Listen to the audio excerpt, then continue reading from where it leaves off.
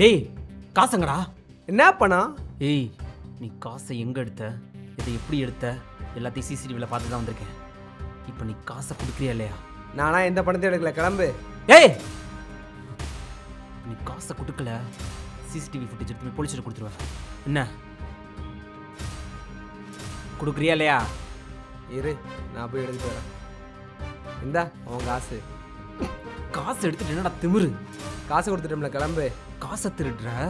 யார் சொல்லி பண்ண? சொல்றா, யார் சொல்லி பண்ண? உன் தம்பி ரஞ்சித் இருக்காம்ல, அவன் நானும் ஃப்ரெண்ட்ஸு. நீ அவங்ககிட்டையும் பிரச்சனை பண்ணியிருக்க, ஏன்டையும் பிரச்சனை பண்ணல. அதான் அவன் அந்த மாதிரி பண்ண சொல்லி பழிவாங்க சொன்னான். அவன் சொன்னா நீ செஞ்சிருவியா? இதை நீ ஏன் காசு நினைச்சிங்களா? அந்த அண்ணன் கஷ்டப்பட்டு சம்பாரிச்ச காசுரா. பாத்தியா முருகா, அந்த ரஞ்சித் அன்னைக்கு என்ன பண்றேன்னு பாரு. தொலைஞ்சு போன பணம் கிடைக்கிறதுக்கே ஒரு நேரம் தேவைப்படுச்சுல்ல, அது மாதிரி அவங்க செஞ்ச தப்புக்கும் தண்டனை கிடைக்க ஒரு நேரம் தேவைப்படும். அது வரைக்கும் பொறுமையாக இருங்க. டேய் இனிமே எங்கள் ரூட்டில் கிராஸ் பண்ண, அதான் காசு வந்துச்சுல, கிளம்பு. கண்ணாடி உனக்கு ஒரு கேடு. பட பட. முருகா எப்படி செல்வனை காசை கைப்பற்றணுமா? அதெல்லாம் இருக்கட்டும், போய் செல்வனங்கிட்ட காசு கொடுத்துடலாமா?